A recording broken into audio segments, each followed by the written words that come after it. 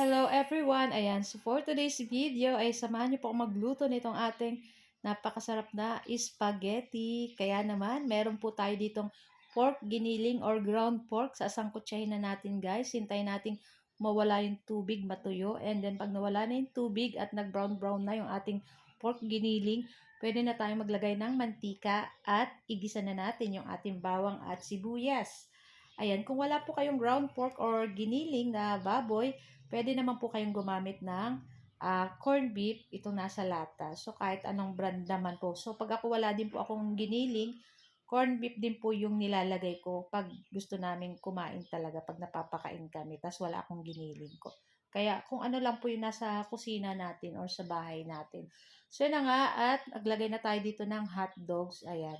So, yung ginamit po natin dito ay tender juicy kasi masarap po iyan.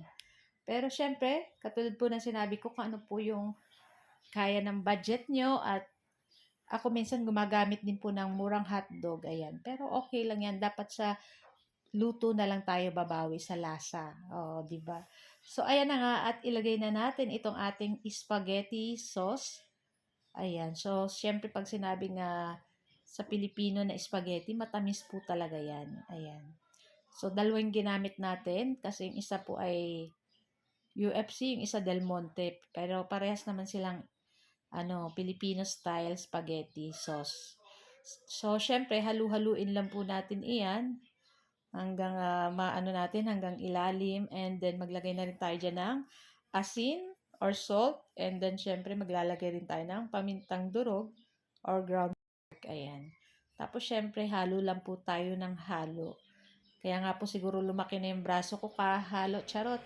So, yun na nga, at haluin natin, make sure natin na mahalo lahat, yun nandyan, kasi syempre yung ating paminta ay baka magdikit-dikit, ayan. So, dapat haluin natin.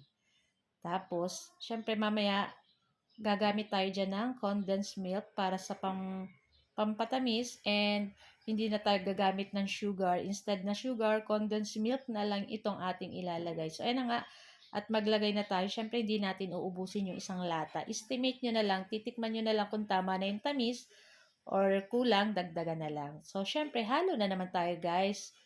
Ayan. Tapos, syempre, hindi natin kalimutan maglagay ng cheese para mag-balance yung lasa nitong ating spaghetti.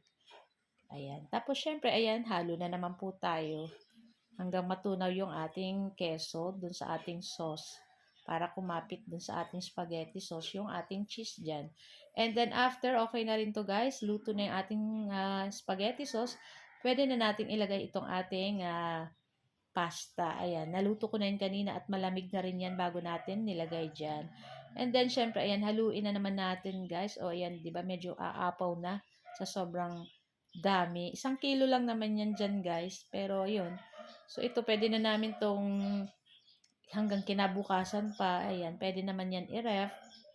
Tapos, init-init na lang. Habang tumatagal po yung spaghetti, kaya init ay lalo pong sumasarap, lalo na pagpaubos na, o, di ba? O, yan na nga, at maya-maya ipapatayin na rin natin yung apoy at okay na rin to, guys. Gusto ko talaga, guys, spaghetti is medyo masos. Ayan. At pagkatapos, syempre, maglagay tayo nitong ating oregano para pampabango at parang mag-amoy parang Italian spaghetti, o, diba? So, ayun na nga, at pwede na natin itong hanguin at ilagay natin sa ating mangkok. So, guys, thank you for watching and see our next video. Ciao! Bye!